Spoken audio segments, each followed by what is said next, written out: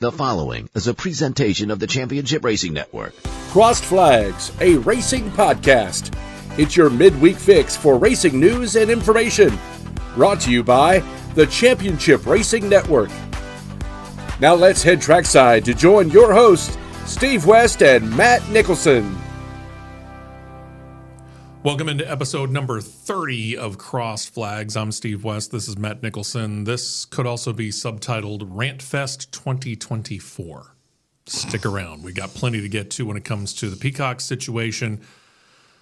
We do have some good news for one Hailie Deegan. We'll get to that coming up in a little bit. But first things first, if you're familiar with us at all, big show, this podcast, you can go back and look at any of the previous 29 podcasts or any of the big shows that we've got up here.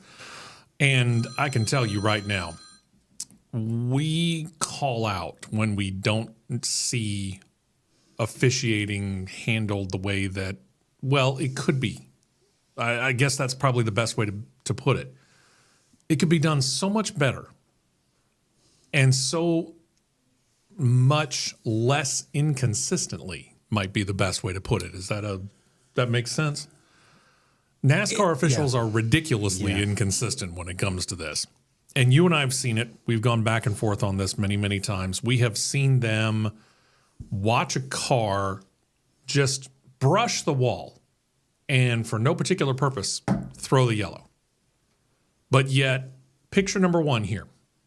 This is last Saturday night at Charlotte on the Roval. The number 42 car, Leland Honeyman. Leland Honeyman. Can anybody tell me if that car's coming out of that tire barrier? No. That car's not coming out of that tire barrier. That's buried. That's not our word, okay? That's NASCAR's word. NASCAR used the word buried in the aftermath of this situation, okay? Yeah. When is this? Oh, that's right. This is with technically 2 laps to go as the leaders are on the backstretch heading towards the white flag. Coming to the white, yes. So the leader happens to be Parker Kligerman. In the end, it doesn't matter who the leader is. In this case, the leader's Parker Kligerman. He goes through the backstretch chicane, which is meant to slow you down, goes through NASCAR turns 3 and 4, comes down to the next little chicane. That's coming up a little bit later. Still green. That car's still sitting right where you see it, right there. With traffic still passing it. Which brings us to our next picture, which is Parker Kligerman as he is approaching the white flag at the start-finish line. Look right in the circle, right up above the L in front of the nose of the Camaro. You see that little dot? Bright yellow dot? They decided to throw the caution there. That's when the light officially came on. Now, remember, when it comes to NASCAR officiating, it doesn't have anything to do with when they show the flag. It has to do with when that light first comes on. Okay?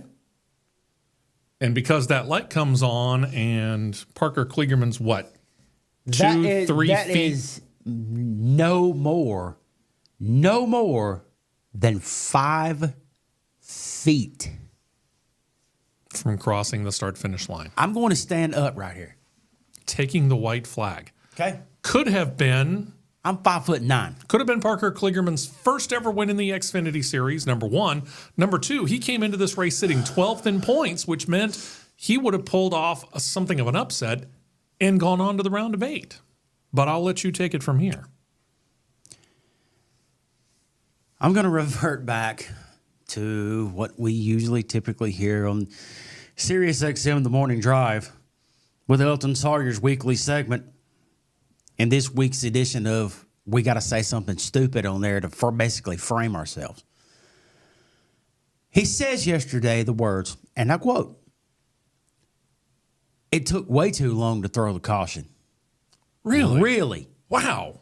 You've got a car buried the entire length of the car.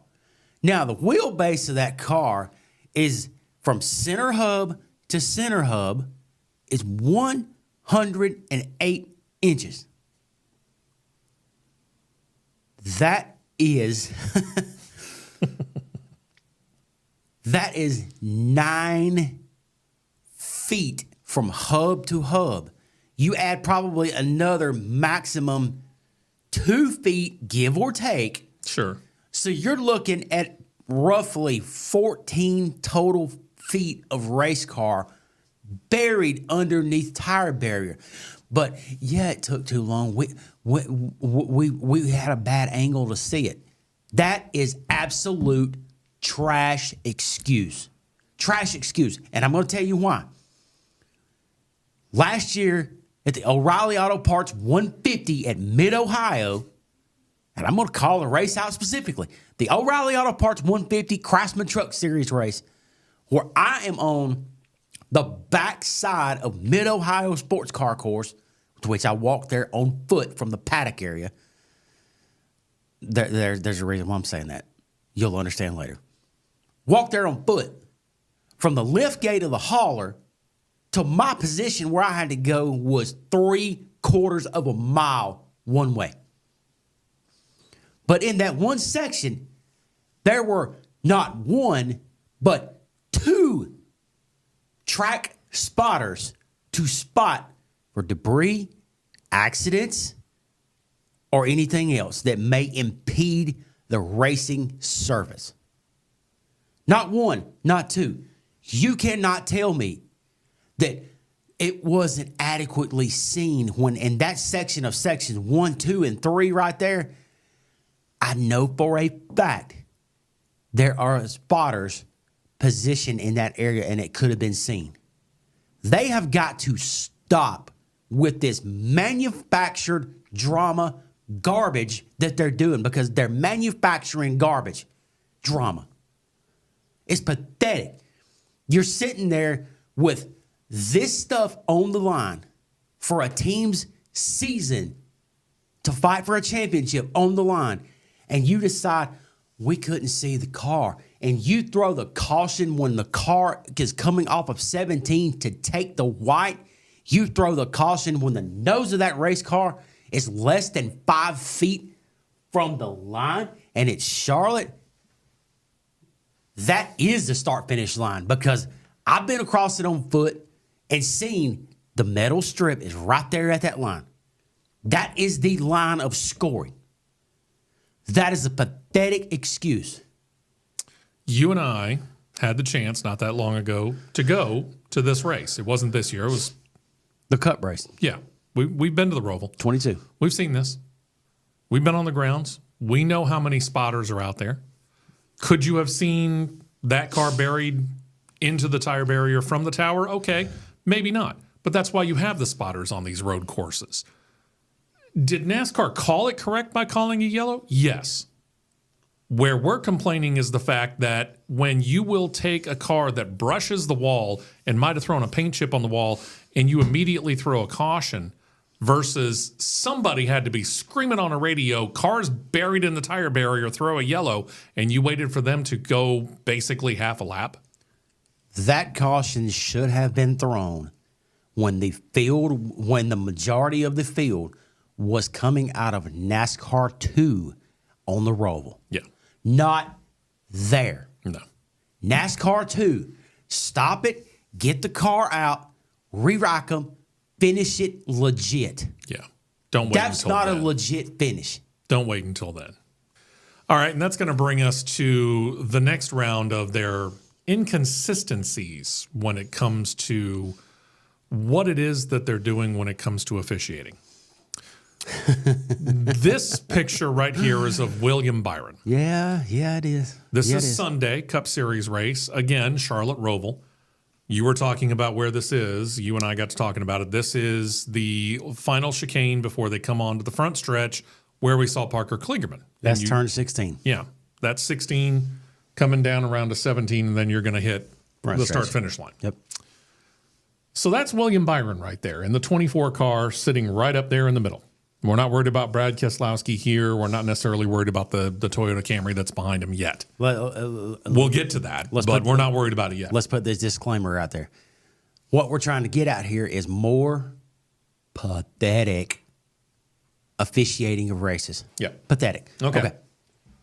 So here you go with the curbing. This is technically not the racing surface. All of this gray area is, right? We're back to COTA with track limits. Track limits, yes, something Formula One loves to talk about. This right here would not be allowed in Formula One. We know that. This is a big fat no-no. On the other hand, NASCAR said to William Byron, okay, this looks pretty good. Can we get the next picture there, Carrie? This is Bubba Wallace. Notice the 6 cars right there, okay? That's Brad Keselowski. Remember the first picture? He was down here, right? How much of a difference do you see between what Bubba Wallace has done here and what William Byron had done in the previous picture? Can we put William Byron up on 1? There we go. Okay. There we go. How much of a difference is there? That's maybe a foot, but it's the principle. One is a penalty, one is not. That one's the penalty. That one is not. Yeah. Huh? Why? How does that work? Where's the line of demarcation that says that's not a penalty, but that is? Now, if these two right side, left side tires had been touching the curbing, no penalty. That's considered track surface. I see 4 tires on blue right there on both cars. Yeah. I mean, right here, yeah, maybe. But that car, that tire right there, that rear tire, sorry, folks, that's squarely on blue. Either neither one's out of bounds or they both are. Brad Moran, Tim Bourbon, Jusan Hamilton, you got to go. Call it This is consistently. terrible. This is terrible. Call it consistently. Don't, unbelievable. That's all we're asking. Consistency. Can we just get some consistency when it comes to these rulings? And I get it. We're talking about a ruling. We're not talking about a hard and fast rule. It is up to the judge's ruling about whether one is out of bounds fully or one is not. But you know what? I don't see that much difference between these two. If I'm calling that out of bounds, I'm calling that out of bounds. There should have been probably about 20 out of bounds penalties called. I don't doubt that at all. That section alone. Yeah. If you're going to call it on one, do it on the other. But hey, we're going to pivot right back to something here. Look at which car this is. Look at which team this is. Which team has got a pretty high visibility lawsuit with NASCAR going right now? That would be that one. Yeah. And NASCAR really kind of has only themselves to blame because they worked with the fine folks at Speedway Motorsports Incorporated at Charlotte Motor Speedway to sharpen up that chicane right there, specifically that corner, 16. They also did it to the back chicane, which I can guarantee you, although I didn't get to see many of them because I didn't get a great camera angle on it, I can guarantee you there's a few people that probably flirted pretty close to going out of bounds back there too. They did. They did. All we're asking NASCAR is consistency. We've been asking this since the beginning of the big show and pretty much since the beginning of this particular podcast 30 episodes ago. Consistency. It's a key.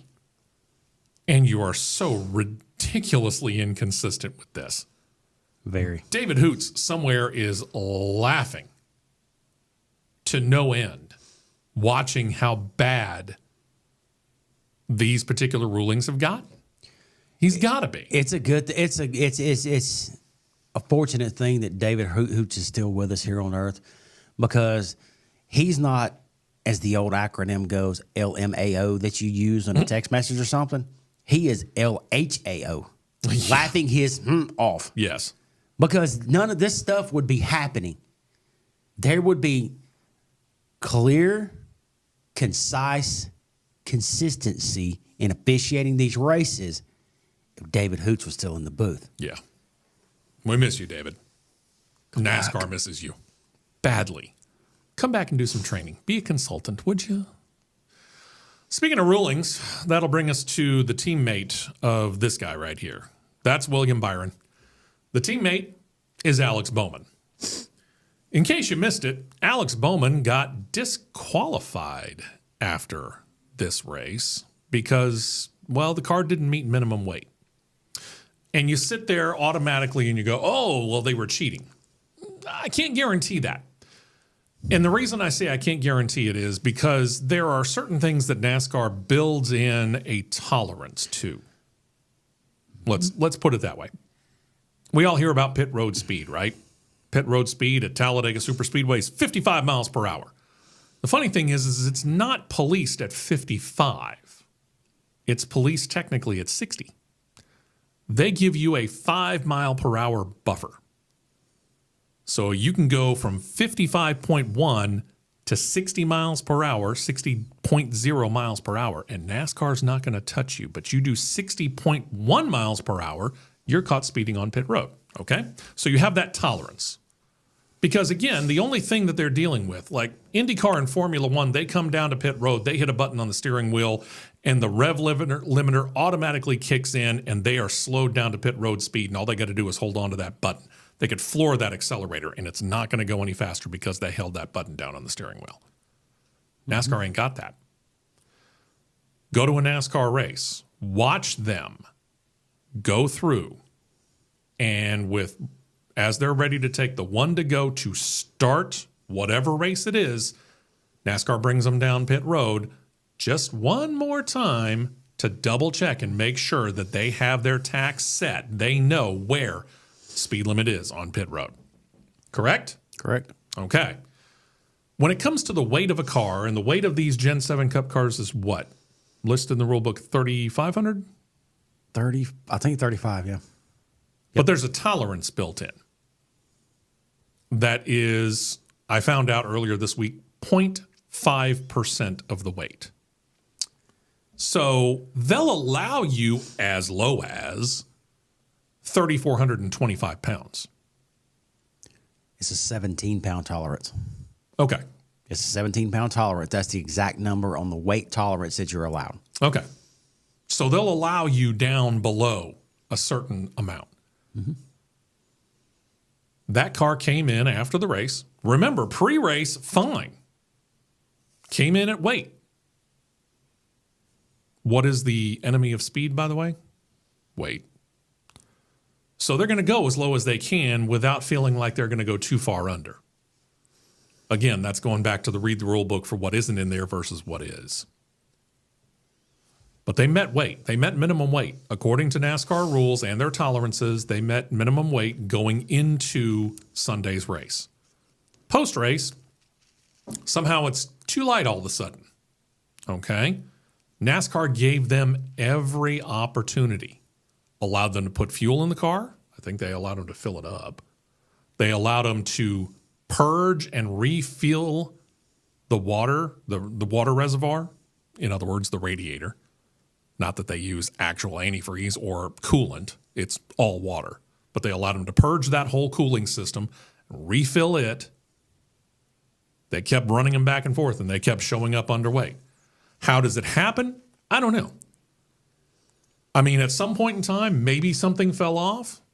Don't know. But either way, they ended up underweight by the end of the race. You're the resident driver. I'll let you do that. When he came out of 17, there was one time he came out of turn 17. The left side tires were off the ground a solid 2 feet.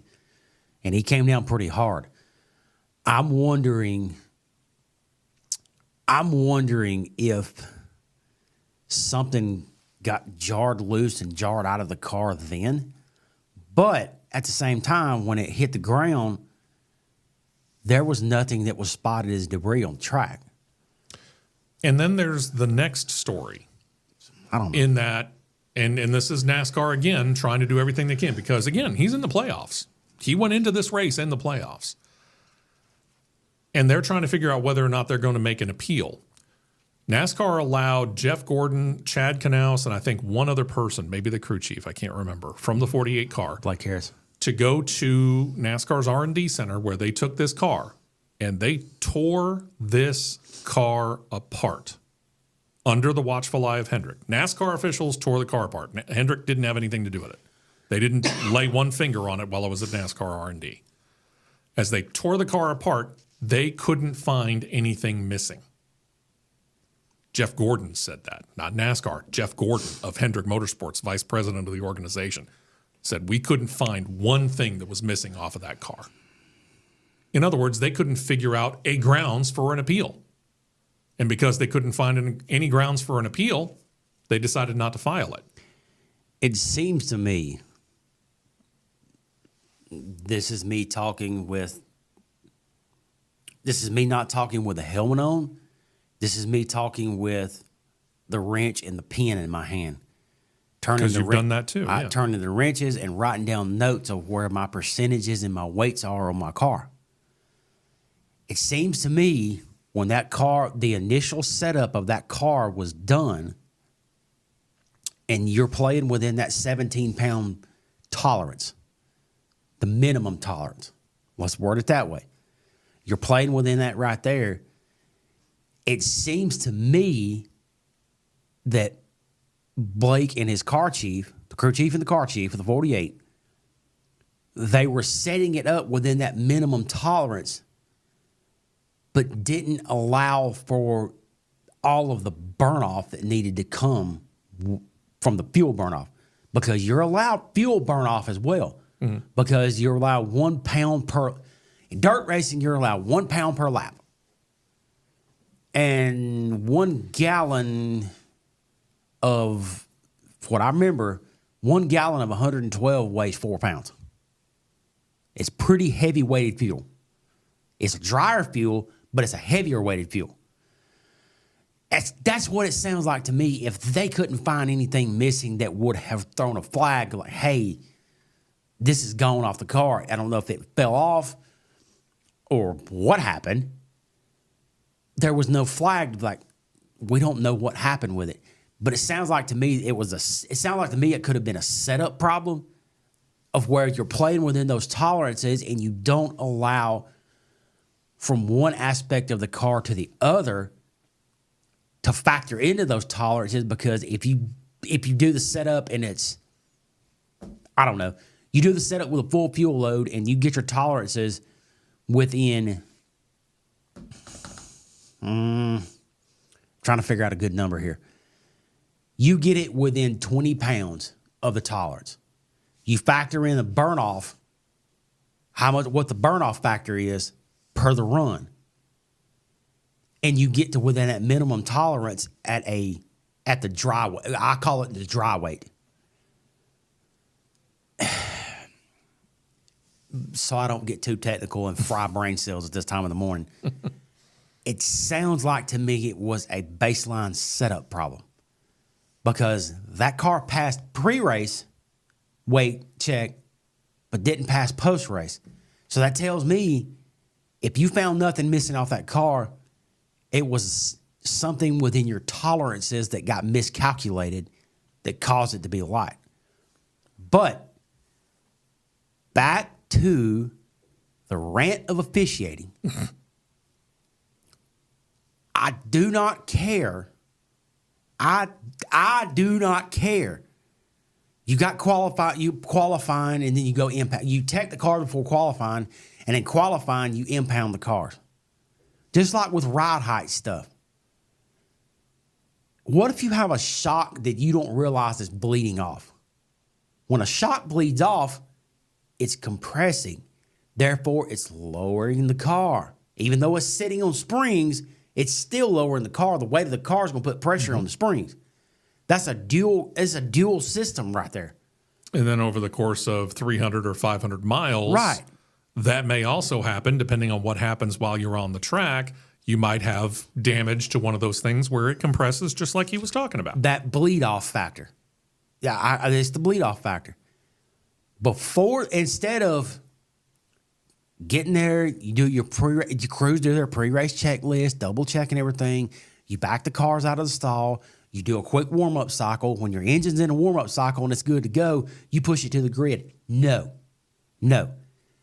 Back the procedure up. You open the garage 2 hours before time. You still go through those standard procedures, but before you go through said standard procedures. Wait a minute, no. Let me back up here. I got ahead of myself. Before you put those cars on the grid, before those cars go through their engine warm-up, when said crews do their final checklist, final bolt check, electrical check, whatever it needs to be done, you send those cars back around before they hit the grid. You send them back through a line. You do a ride height check. You do a weight check. That Just way, to double check everything. You double check it. Send them through that right there. When that car clears ride height check and clears weight check, send them to the grid. Yep. There's a pre-qualifying check. There's a pre-race check. There's a post-race check. We've gotten down to this one-time tech and stuff right here because the sanctioning body decide to skeleton crew literally everything. So guess what you got to do? You got to condense it down. Now you've got more problems because something gets missed. Yeah. Whatever. Missed. What did this do? Drops him from 18th, where he crossed the line, to 38th, last in the field.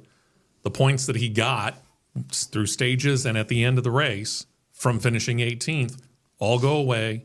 1 point.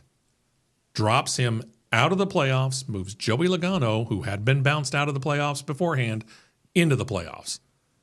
Kind of a cool story for Joey Logano. Joey Logano's team was sitting there watching NASCAR kind of tear down the 22 car and do post-race inspection. Joey Logano feels like he's out of the playoffs. He's gone. As they're leaving the track, Joey's wife got a message from a kid, a special needs kid, who happened to say that they had been at the race. They've been trying to get together with this kid and kind of do a quasi Make-A-Wish thing because he wants to meet Joey Logano. So Joey says, hey, get in touch with the kid, see where they are.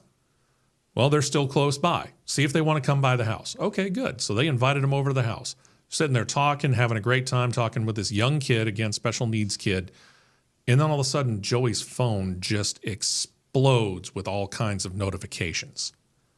So he excuses himself to find out via text and through a phone call to his crew chief to confirm it that that car got eliminated from the playoffs and he's in. Can you imagine that kind of emotional turnaround within just a couple of hours? Sure, yeah. Amazing. But when you look that it was going to only be one Ford Mustang that was going to advance to the round of 8. One. Now this happens, all of a sudden 2 Fords are in. Yep. Whoever runs the Twitter account of Roush Yates Engines, Okay. somebody from Chevrolet and Ally Hendrick needs to punch him upside the head. Uh-oh. What did they say? I missed this. Read the subliminal messaging here. They do it. They do a graphic of the Ford engine and Blaney and Logano. Okay. Not one, but 2 Team Penske Ford Mustangs advance on to the NASCAR playoffs round of 8. Exclamation point. Excellent. Because we're all better off with an ally. Oh. Man, didn't call that out, did we? Whew. Hello. I hope both the Mustangs hit the wall. Somebody's got a very weird sense of humor. And you got to learn about things like poking the bear.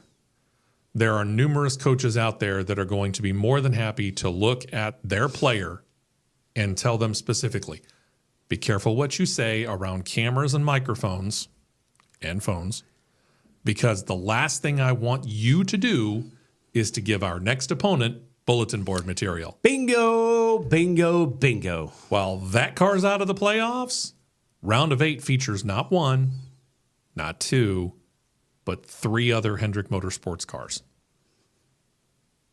And guess where the good old field gets finalized for the Final Four? Yes, I'm calling it the Final Four. Sure. That would be the de facto Home track for Martin place that Hendrick owns. Martinsville. Yeah. Wasn't smart there, Penske. Wasn't smart there, Ford. Poking the bear, folks. Poking the bear. It's kind of funny on the surface, but you start to scratch on it a little bit, it becomes a lot less funny. Yeah. All right, here's the good news. And this goes to a young lady who our producer, Carrie, finds cute. And you know what? He's not wrong. Haley Deegan. Haley Deegan got herself a ride. If you're not an IndyCar person, you probably don't recognize the HMD logo there. Quick review. Haley Deegan enters this season running in the Xfinity Series. She's running for AM Racing in the number 15 Ford Mustang. She is a Ford Performance driver. She's on the hot road. She's on the road, right? They're trying to get her moved up and hopefully get into the Cup Series and be one of the few female drivers ever at the top level of NASCAR, right? Midway through the season, as we approach the Chicago race, AM Racing decides we're going to take her out of the car and we're going to find out, one of your favorite phrases, Matt, whether it's the car or whether it's the driver. So they pull Haley Deegan out of the car for the Chicago Street Course race. They put Joey Logano in the car. And I said the entire time, it's the car. And guess what, kids? It's the car. How do we know this? Yes, Joey Logano did get a top 10 finish out of that car. What did he say on the radio during the race, though? He was having to tell said crew chief how air pressures work to adjust the car's handling capabilities. It's the crew chief. Crew chief at the time, Matthew Lucas. You want to take a wild guess where Matthew Lucas used to be a crew chief for in the Nationwide Series? That would be Joe Gibbs Racing. How in the world do you not know how air pressure affects how a car handles? Baffling, isn't it?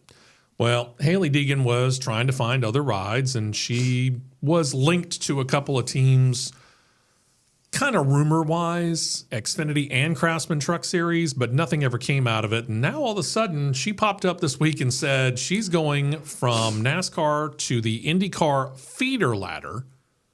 She's going to what we would call the Xfinity Series of IndyCar, Indy Next. You see it right down there in the bottom right-hand corner. Indy Next is the AAA, if you will. It is the Xfinity to IndyCar. That is one step below going to IndyCar for HMD Motorsports, which is a pretty good team. They do quite well. And I've just watched them live the last 2 years at Barber Motorsports Park, and I can tell you right now, they do quite well at Barber, and they've done quite well throughout the course of the year. She's going to have a good ride in the number 38, which is the number they're giving her.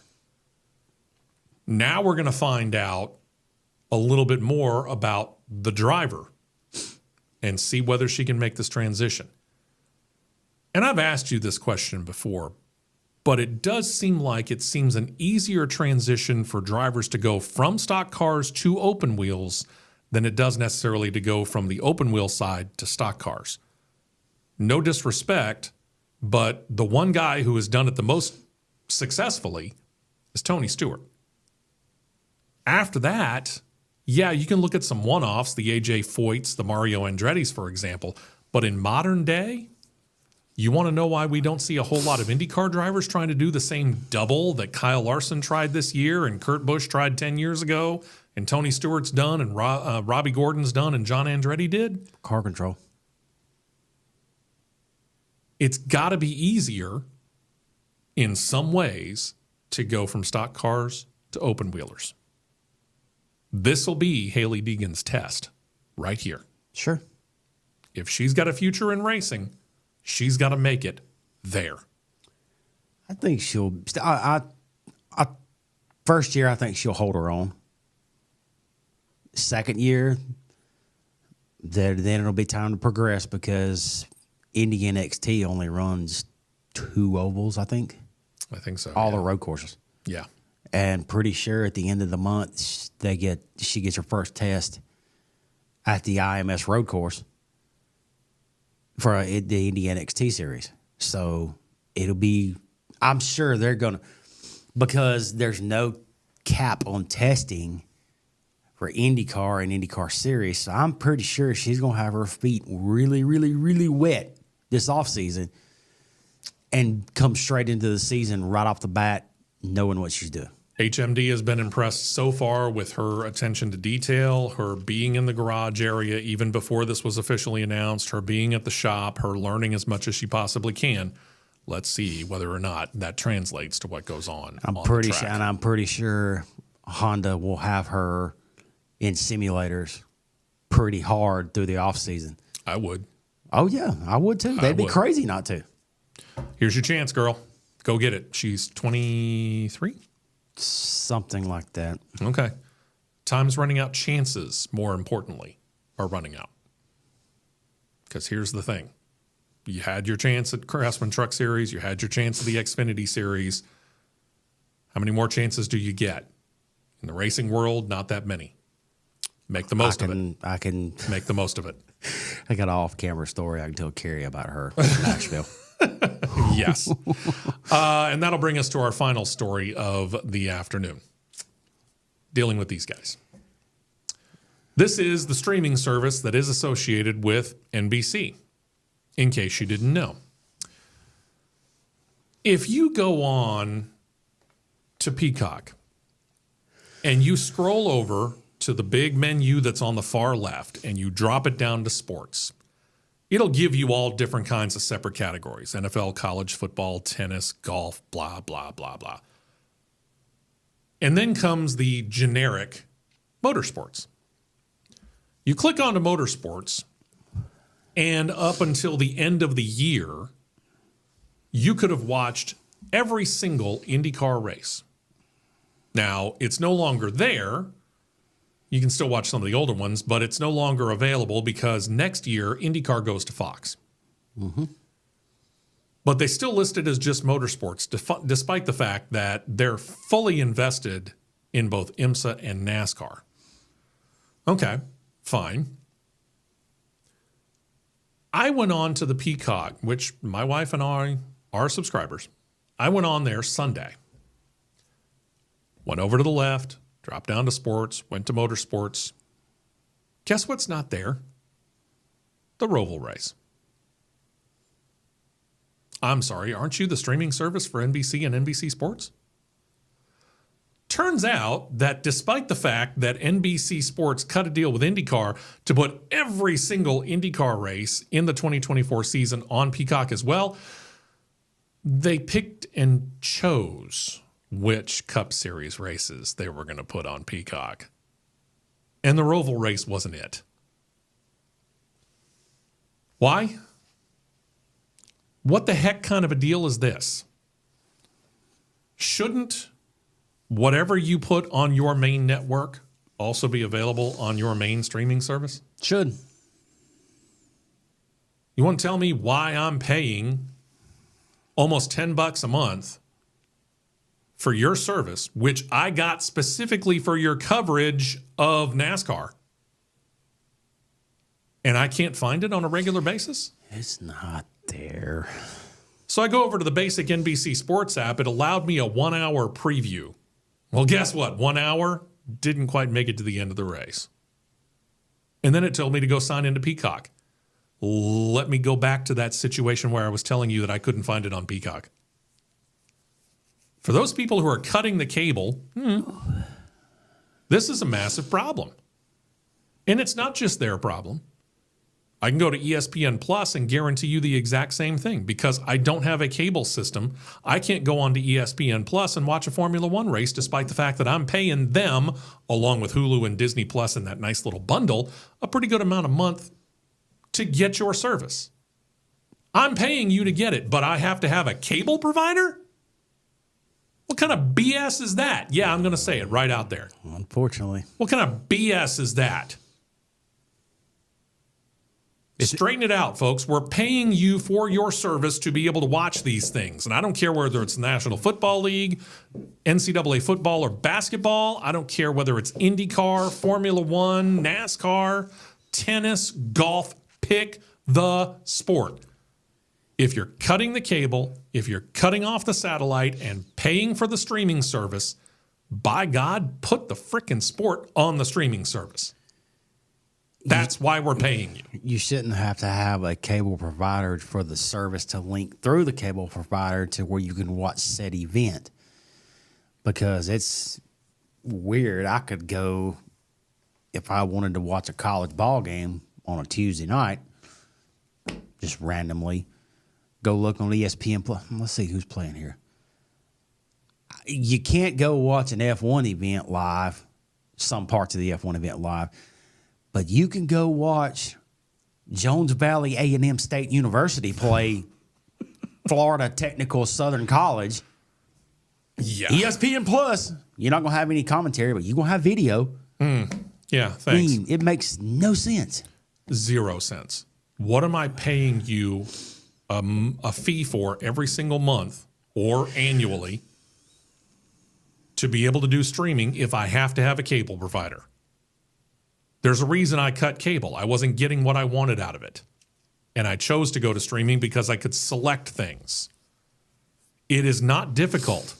In fact, it's quite easy. If you're putting it on the main network, it means you have all the infrastructure there of the announcers, the cameras, sound, blah, blah. You got it all because you're putting it on the main network. Add it onto the streaming service doesn't cost you squat and doesn't take that much more effort. Nope. You want to know how I know? I'm the producer for a morning show in Birmingham, Alabama. How hard is it for me to make a podcast? Not at all. How hard is it for Carrie to finish this up, produce it, put it up on YouTube? Not that difficult. Just a little bit of post-recording processing. That's it. It's not that difficult. But yet the CW is going to make you wait if you don't have the CW streaming app itself. CW is going to make you wait until the next day before you can watch the Xfinity Series race. What? None of this makes any sense. Get your streaming stuff straight, people. Get it straight. Saturday was the first event that I've watched on the CW with Xfinity, and the picture quality is not very good. Not very good. And that's a problem because they're using the production staff and crew of NBC Sports. Yeah. So not only is the NASCAR officiating a little bit inconsistent, turns out your ability to watch it's becoming consistent too. And CW is already chirping. 2025, we're considering and looking at maybe doing a few races from the NASCAR production building in Charlotte. Let me answer that question for you, just like Dale Earnhardt Jr. did. Yeah. No. Yeah. No. We've watched this happen with Craftsman Truck Series races on Fox Sports 1. And look how terrible the overall broadcast is from a production, camera, and a commentary side too. Yeah. Because the problem is that they're limited. They have a monitor sitting in front of them, which might even be a big screen TV sitting in the studio. 6 big screen TVs that make it look like they're standing in the booth up there. But Sure. when they got the little splits in between them like this right here. Yeah. I don't know of a 6-pane window in a PA booth anywhere to where you can look at it, at the track. No. So they've got one big monitor watching the race. Problem is all you're seeing is what that camera shot is showing you. Then you got to go over there and you got to do a quick glance to try and figure out what else is going on the track amongst another big screen that's split up as many as, 20 different screens? Mm-hmm. It's very, very difficult to figure that out as opposed to looking out the window and scanning and realizing while the camera's looking at the truck or car or whatever it is that's on the back stretch about midway down, there's a wreck over in turn 1, which all you had to do was turn your head and see it. It does affect the live broadcast. And CW's paying $115 million a year, and they're going to cheap out by putting the announcers at Charlotte and making them try to do the race as best they can from a TV booth. I'm sorry. Even the best announcers are going to have a hard time making it look and sound really, really good because they're going to miss stuff. I'm sorry, but this production facility that they've got that's turning a sport into a show is arguably one of the worst things I've ever seen this series do. That is save face. Let me be clear with that. Save face from the Motor Racing Network having their operations in the same building. Sure. You cannot put MRN in the same category as what we're talking about. No. You cannot. Nope. You could actually do a radio call based upon what you see on television. That's feasible because it is literally all audio. You can make that work. But when you're talking about television and, again, the ability to see the entire track, both MRN and Fox, Amazon, CW, TBS, TNT, and NBC, NPRN, and IRN, which is the Indianapolis radio network for Indycar, I don't care who they are. It's going to sound, and it's most especially going to look better if your announcers are at the track. Bingo. And again, Peacock, you're spending how much money to have the rights for the Cup Series and the Xfinity Series? Well, no longer the Xfinity Series, but how much you paying for the Cup Series a year? And you're not going to put it on your streaming service? You're missing out on an opportunity, folks. Mm-hmm. And if I was NASCAR, I'd be ticked. And I'd be calling up the fine folks, the head honchos in New York City at NBC headquarters and saying, hey, get it up there. But you know what? NASCAR seems more than willing to take a back seat. How do I know that?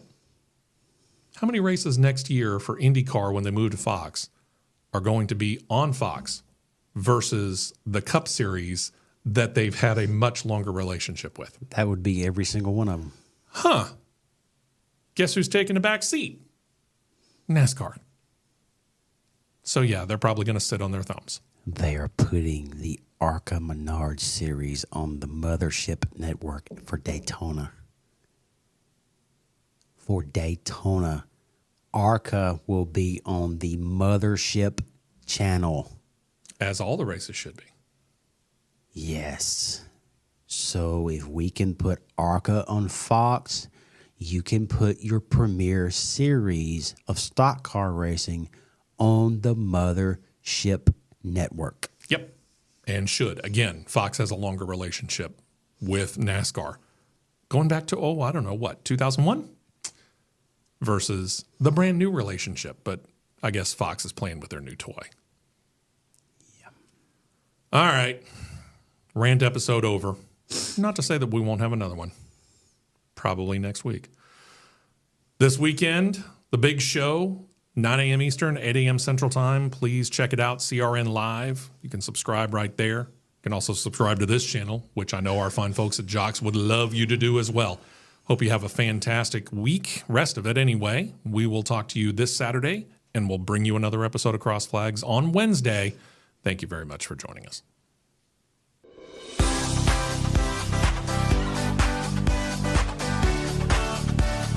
You've been listening to Crossed Flags, a racing podcast. For more content like this, subscribe to CRN Live on YouTube, and you'll be set to catch the 2-hour live show every Saturday morning at 9 Eastern, 8 Central.